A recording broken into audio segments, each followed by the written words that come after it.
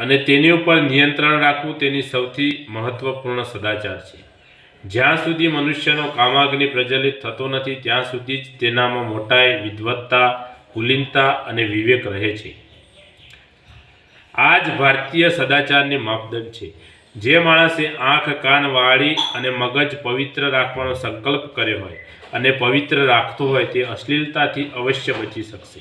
ખરાબ વિચારોથી પોતાની જાતને બચાવવા માટે માત્ર આ પ્રતિબંધ મૂકવાના નથી, પરંતુ તેની સાથે સાથે ઈશ્વર ભક્તિ, સારા પુસ્તકોનું વાંચન, પવિત્ર માણસોનો સાથ વગેરેને પણ અપનાવવા પડશે।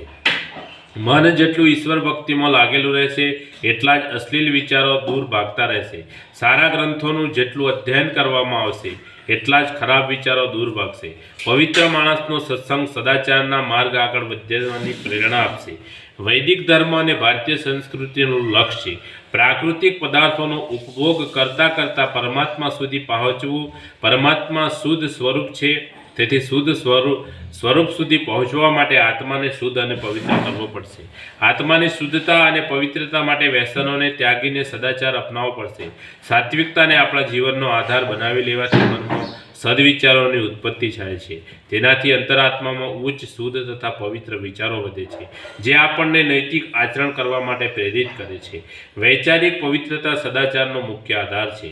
બોલીએ સદગુરુ ભગવાનનો જય, આજ કાનંદનો જય, આદ્ય શક્તિમાં ગાયત્રી માતનો જય, પોતપોતાના માત પિતાનો જય, કુળદેવી માતનો જય, રણછોડરાય મહારાજનો જય। ઓમ ગમ ગણપતે નમઃ, પાર્વતી પતય હર હર મહાદેવ હર।